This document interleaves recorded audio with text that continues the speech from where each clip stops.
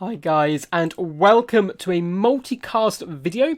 On our first battle is going to feature the mighty Storm Runner in charge of the Tomb Kings up against B4 Hell here, who's in charge of my favourite Dino Boy. So let's get into this battle and have a quick look at both the armies.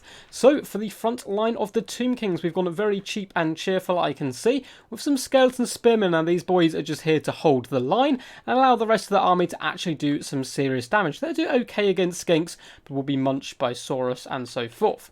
On the right hand flank, we have 2 units of Nekakar horsemen, also going to be fantastic for chasing down skink skirmishers and so forth. But the main punch of this build comes in this centre pocket and left hand flank.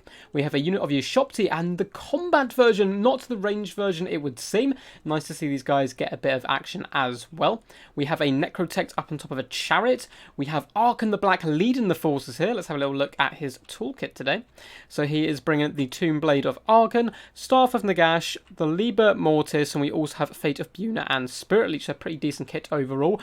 And this mighty beast right here, we have a Hero Titan, something that we do not see very often at all, but has been made more popular slightly recently. I believe it was Aerocrastic who made this guy popular, and he certainly does some decent work. Brennan's Spirit Leech as well, and Shem's Burzen Gaze, so it should be interesting to see how he performs. And the left-hand flank here, probably my favourite unit in this matchup for the Tombkins. We do in fact have the Sneaky Snakes, the Necropolis Knights, hopefully I've said that correctly there, with halberds, great anti-large, also deal poison damage as well. And I mean, there's skeletons surfing on the back of snakes, what's not to love? So let's go have a little look at this Lizardman force here, who on the right-hand flank and left-hand flank looks like we have some Cold One Spear Riders. Fantastic pick in this matchup for that anti-large bonus. And the front line, again, going cheap and cheerful. Skink cohort mixed in with some red-crested skinks. No cohort of Sotek, however. This is going to be a bit of a damper noodle engagement in the front lines. We do have a couple of skink skirmishers in the front as well for a bit of harass. And again, a big, expensive centre pocket here. We have Pterodon Riders up in the sky, Fire Leech Bowlers, Star Chamber Guardians, Dread Saurian, and the Lord Mazdamundi himself, the ultimate Lovecraftian creature here. Going to be coming in with the Ruination of Cities, Banishment, Shield of the Old Ones, Arcane Unforging, Apotheosis, and the Net there. This is quite a deadly trio right here. But without further ado, let's get this battle underway. So both forces are going to be moving up. It looks like those skink skirmishers have been discovered in the trees here. They're going to want to pull back pretty fast here to the relative safety of these Cold One Spear Riders. Nekakar Horsemen will run these guys over relatively quickly. It looks like they are going to be swooping in, coming through the forest here. That'd be a terrifying sight. Undead Horsemen coming through the mist of a indeed very scary forest. But skinks are rallying to the cause, pushing forwards and hopping on top of these Nekakar Horsemen, pinning them in place, and the Cold One Spear Riders also to get in there a little bit. Looks like Arkan the Black is going balls to the wall here, charging directly into a load of skink cohort. Wants to pull back very quickly here, doesn't want to mess with that Dread Sauron and so forth. Looks like a little bit of a delayed advance though from the Lizardman player, leaving his Temper Guard and Pterodons behind here. However, Arkan is pretty trapped here at the moment. Skeleton Spearman having to rush forward. The Shopti though should be able to break him out of this bind.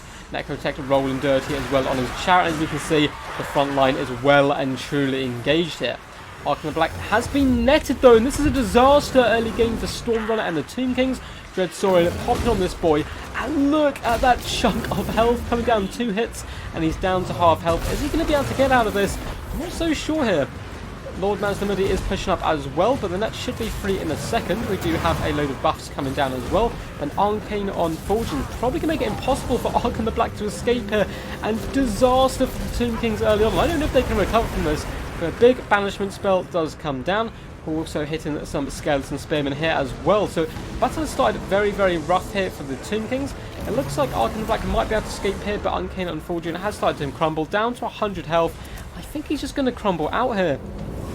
So not 2 minutes into the game, and Arkan the Black does fall here, pitting the Tomb Kings definitely on a massive back foot. But the front line engagement has gone fairly well. The Ushopti and Spearmen had to overload these skink cohorts and push them out.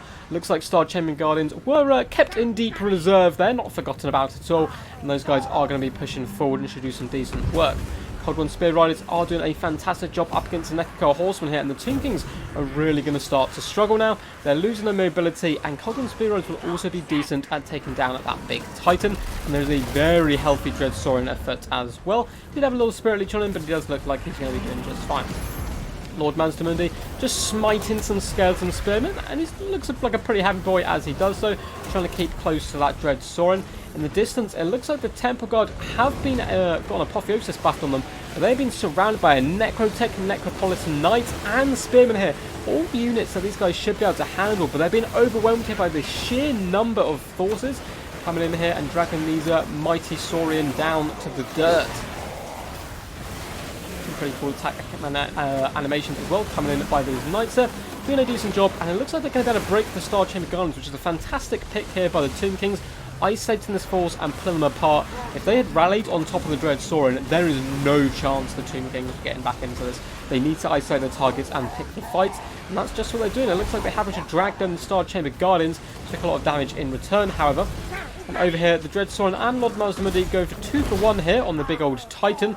Managed to do a decent amount of damage as well. Dread Sorin has a ridiculous amount of weapon strength at 600 there, coming in and doing some work.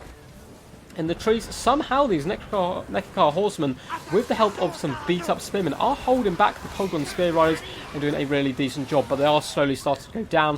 The balance of power does start to go relatively heavily in favour of the Lizardmen. Fire Leech Bowlers up to 41 kills now. Need to start focusing down these knights if they can. Lord Mazdamundi as well is a little bit overextended here, though. There is a lot of sneaky snakes here, and these guys are fantastic at taking down the Dread Sorin, who is now triple bronze chevron, doing an absolute workload for his team right here. Looks like once again, though, the Tomb Kings are going to try and take off isolated targets instead. Popping on top of these skinks, going to be trying to delete them as fast as possible, and picking off these targets is actually bringing the balance of power back towards the centre here. Titan doing a fantastic job here, dueling up against the Dread Sorin and Mazdamundi. In fact, getting the better of the big toad himself, starting to chase him down, but he could be receiving some rear attacks here from the Dread Sorin, which is certainly not where the Titan wants to be. Some Shopti, though, are coming in here doing some decent work, saturated on top of those spearmen, trying to pin in the Sorin himself here. Looks like an Arcane Unfortunate has gone down on the Titan. Good play here from Mazdamundi, who looks like he's also going to be dropping another banishment spell down here as well, trying to do damage to the knights. Not going to do too much to these targets here, probably better drop some spearmen, but there's not really any of those left. Looks like the Star Chamber Guardians have rallied to the cause. They see Mazdamundi in trouble, and they're going to be coming down on top of these skeleton spearmen. Only 6 kills on these guys, though. They really haven't been able to pay for themselves so far. Looks like Pterodon Riders are going to rally in as well. Mazdamundi has been isolated here, and the Tomb Kings, despite the fact they were on the back foot early on, so heavily they're losing Arc and the Black and a ton of their winds of magic, well, all their magic to be honest, apart from their Titan, managed to scrap this back very well by choosing their targets. We do have a massive Ruination Cities coming in, but looks like it's a bit of a swing and a miss. He's managed to isolate Lord Mazdamundi and starting to drag him down. He really needs to get the Dread Sorin, who is Silver Chevron now, doing a ton of damage, but he needs to protect the big Toad Lord and keep those spells active. Star Chamber Guardians as well really needed to be stacked on him, protecting him from these sneaky snakes. Ultimate fight, though, of kind of, I suppose, technology in a way. There's a construction up against Mother Nature here, and Mother Nature is pissed, going up to a Silver Chevron now, putting in absolute work. It looks like the Titan is most likely going to fall.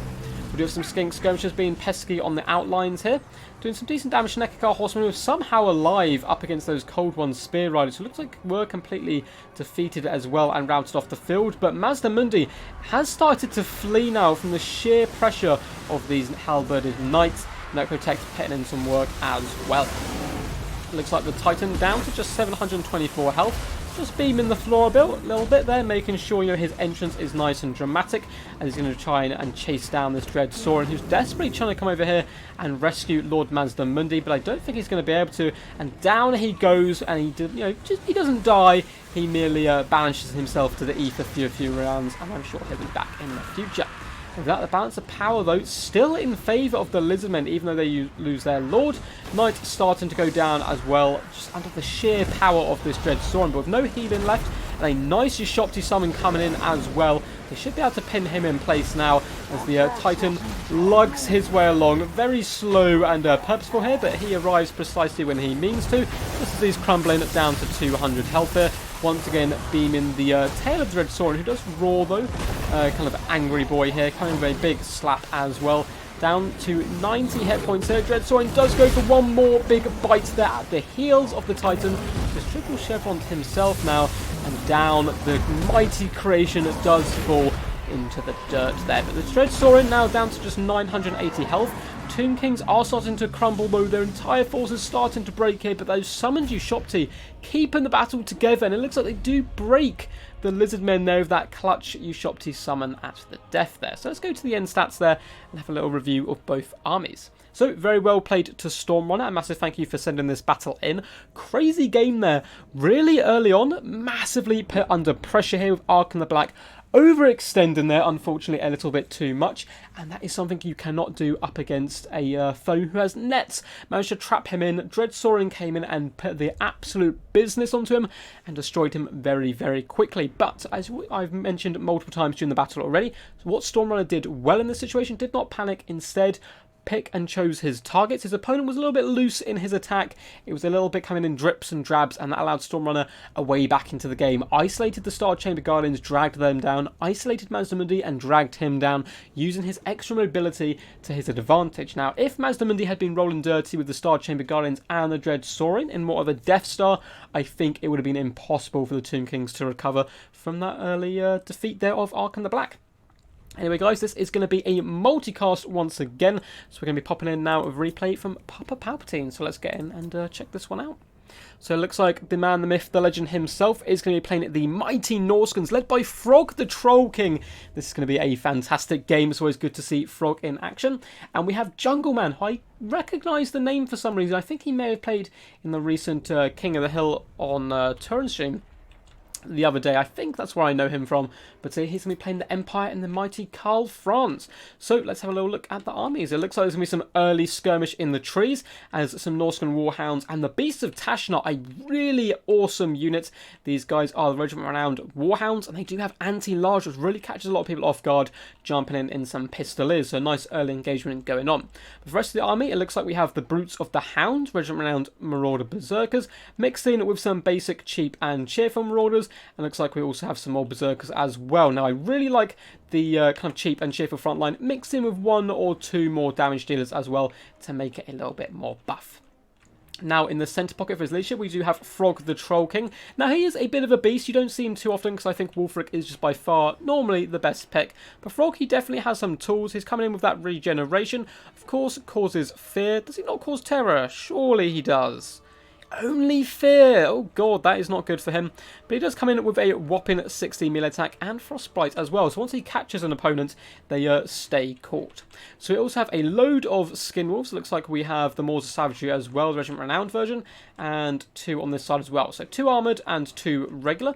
These guys, really good utility overall. A little bit risky up against Empire though, because Knights of the Blazing Sun do that fire damage, and these guys of course regenerate. Gives them great sustainability late game, but susceptible to fire.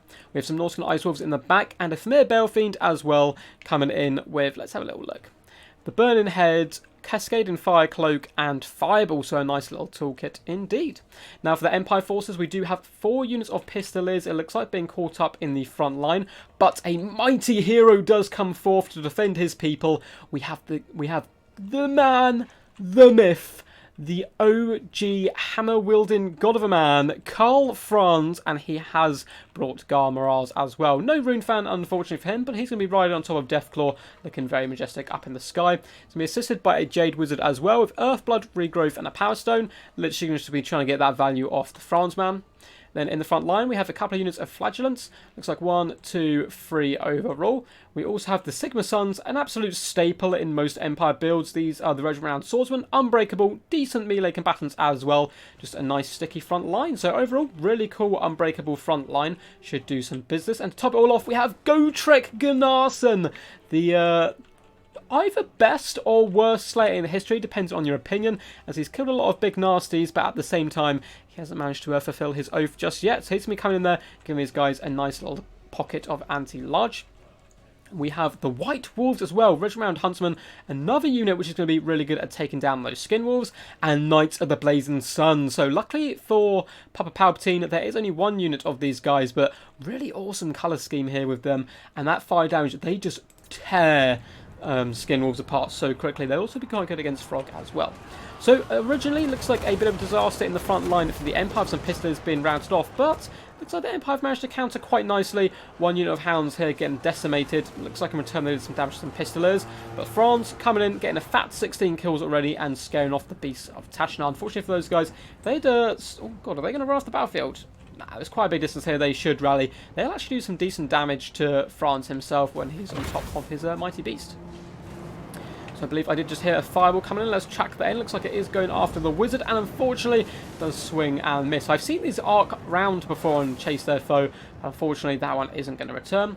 Looks like the Beast of Tashnar are running all the way back here. Are these guys going to rally?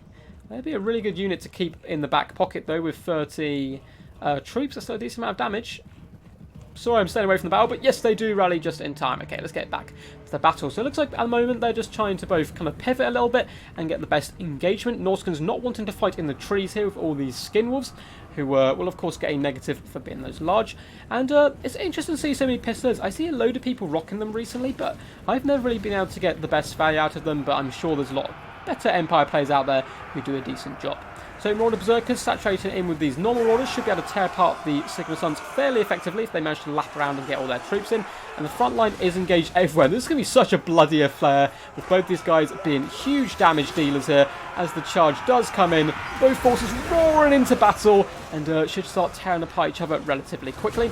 Looks like the White Wolves, though, assisting in the front line, do some decent damage to Marauders. They should really start getting some better targets, though, Skin Wolves and so forth. So a massive charge coming in this flank. 2 units of the Skin Wolves popping in on France. And they've managed to surround this Jade Wizard as well, who pops off an Earth Blood, but Frog is in danger zone now as well. Should be able to beat the crap out of that poor Jade Wizard, who's really going to struggle to get out of here. And down to nearly half health already, and started to break. See a health dropping so quickly. Is Frog going to get another swing in there? Lifts his mighty hammer and chunks another quarter of that Jade Wizard's health off. There is no way that Jade Wizard is getting out of that, and shattered early on. That is a bit of a disaster, as losing your mage this early can be a huge factor, really. He only managed to get 1 spell off, which is such bad value overall. Carl Franzo looking to seek revenge and hopping on top of the Famir Balefiend, also chunking his damage down. These Skin Wolves need to turn around and do some damage, but a really nice charge coming from Knights of the Blazing Sun, plus overfarm the White Wolves are tearing apart these 2 units of Skin Wolves. They start to waver indeed. 15 in this unit left and 13 in this one. They will regenerate, but they will not regenerate models.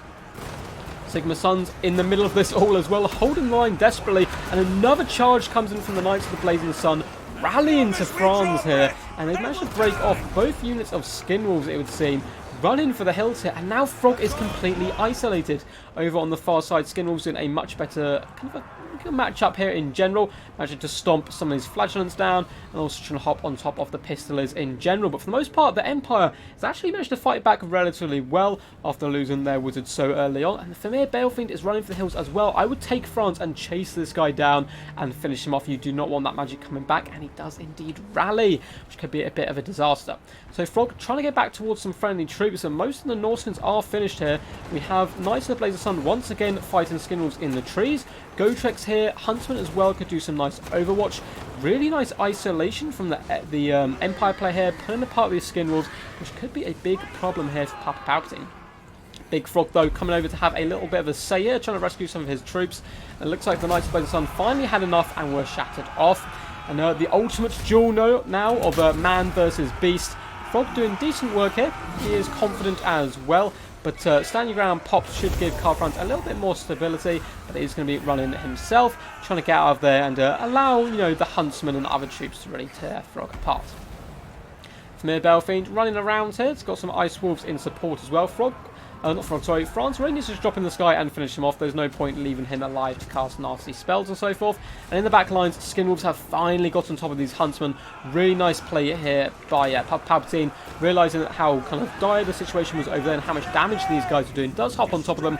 Well, they have used up most of their ammo, so they've got some pretty good value. Marauder Berserkers running into support as well now. Norsca Ice Wolves need to pop in and help finish off these Sigma Suns. Up to 68 kills now, done fantastic work. And as you can see, more Savagery returning to the field to have regenerated a ton of health. And coming in to help Frog, who is currently in a 2v1 up against the mighty France and Gotrek. Not where he wants to be. Gotrek will tear him apart very quickly. Carl Franz running for the hills now. He did pop Garl Mirage, but a little bit too late there. Going to be falling back through his own friends there. So from Belfiend, just chilling out, popping Arcane Conduit, trying to get some more Winds of Magic back. And it looks like the White Wolves managed to rally to get off one last part-in volley before breaking themselves here. Skin Wolves now being used to chase away Pistoliers, which I don't think they're fast enough to catch them. Let's have a little look. These guys do have a speed of 65. And Outriders, sorry, here. Oh, we did have one unit of grenade launchers. That's nice to see. These guys do have 84. Yeah, they're much faster. So unfortunately the Belfiend is getting hacked down here, but he does drop a fireball into Gotrek there. Really nice hit as well, doing some huge damage. And one of the world's slowest chasers, Frog, kind of plods away, and Gotrek desperately chases him. That's one of the problem with Dowie Lords in general here. Now what I would do if I'm the Empire, yes, try and get Frog trapped in with Pistoliers, and then allow Gotrek to hop on top of him and do some massive damage here. Frog needs to get away, regen up a little bit, and come back into the fight when he's a bit more stronger. Maws of Savagery doing some decent work, just hacking down some of the Zealots and Fanatics of Sigma here. The poor little fellas are getting dragged apart here and flung around. It looks like we are down just to one model here, as the Maws of Savagery will feast upon his flesh here. Up to 6-8 kills, this guy's had some pretty good value so far. So, nice play by the Norscans here. Looks like they've actually slowly managed to win the main battlefield. And now, cycle charging with Frog whilst Marauders just bog him down. A little kick coming in as well, but he really needs to be careful there. Frog is being absolutely chunked every time he comes into combat. I would fall back, heal up an absolute ton before coming to face such a mighty warrior as Gotrek. Down to just 370 health here, but Cascade and Firecloak was popped on him up in his melee defense. But he is running for the hills. It should manage to rally, though, with that regen coming in. In the back lines, Skinwolves have been allowed to catch some Outriders, which is a bit of a disaster here, as they are going to probably wave it and break. These guys needed to stay far away and come back in with their damage.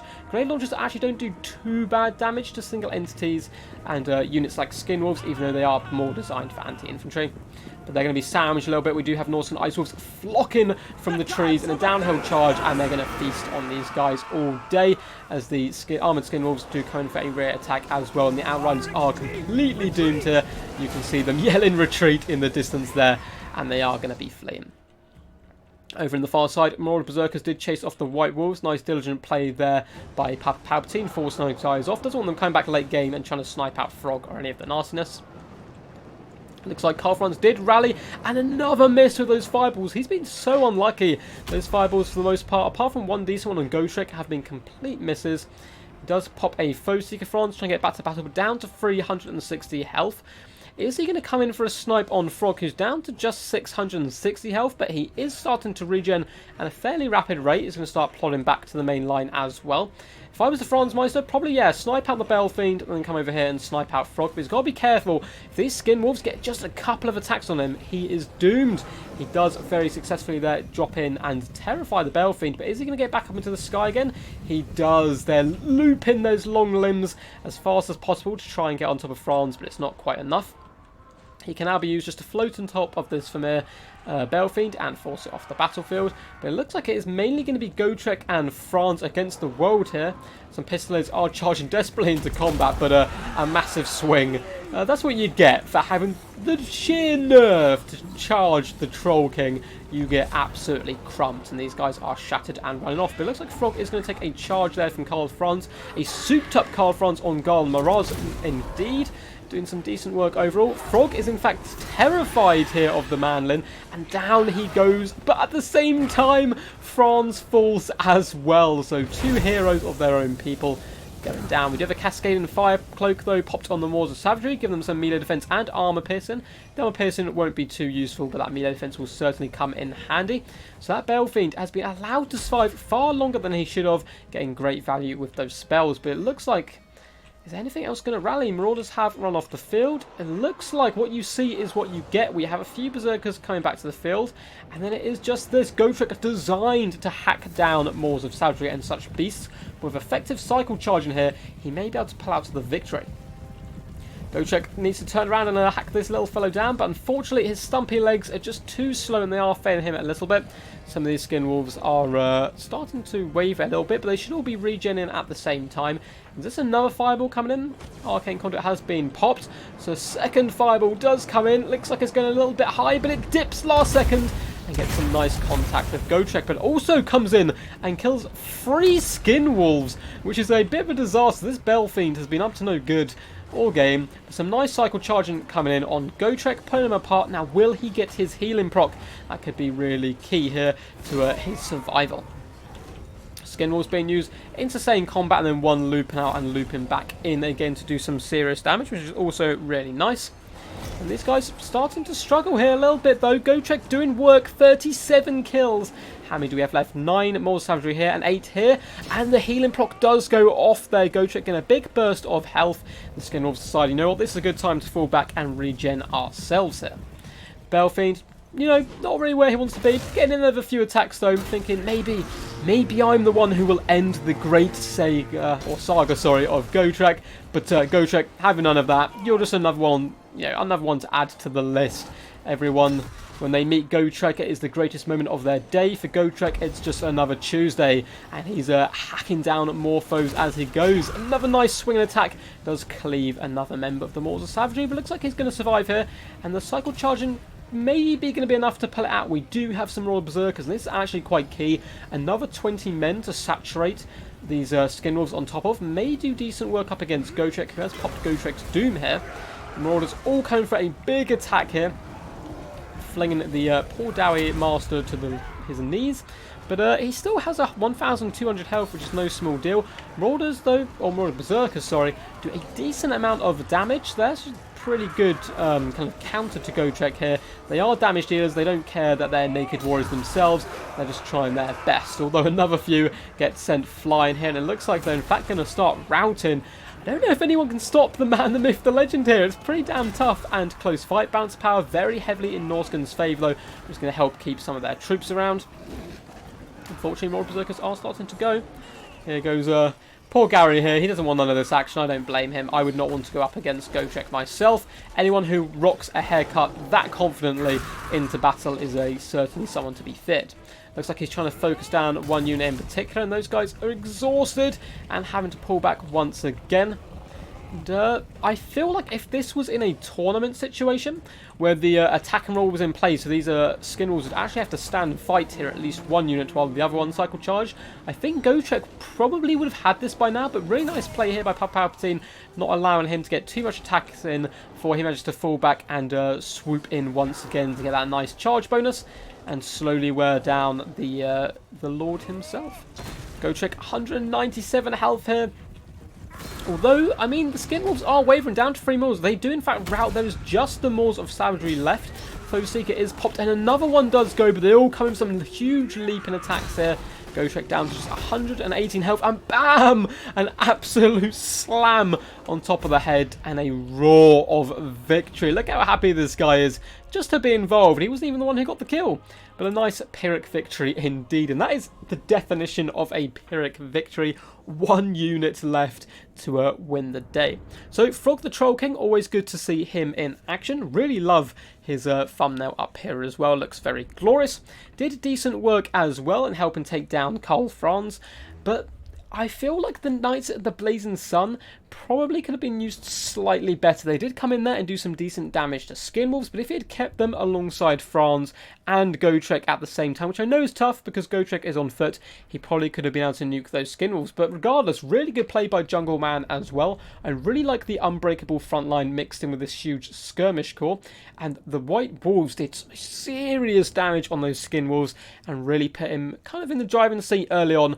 But Palpatine, if he's anything, he's a schemer and a scrapper, and he just managed to do it with that unlimited power of the Skin Wolves. MVPs here, certainly the Maws of Savagery. So I hope you guys enjoyed this multicast here. I'm a little bit tired, so sorry if the commentary's been a little bit stop-start. My mind's not really with it fully. I have been working since, I think, 5 this morning, and it's now about 10 o'clock at night. So I got back from work and thought, you know what, I have a ton of replays to get through, so I'm going to get on top of it and drop a late night replay. So I hope you guys did enjoy. Massive shout out to everyone who played and sent in the replays. If you want to send in replays or get involved in future tournaments, Kingdom Hills and so forth, I do have a link to my Discord in the description down below. I also have a Patreon's account there as well, where if you become a Patreon, a puppy will be born into the world and it will support the channel as well. Anyway guys, until next time, peace, and stay awesome.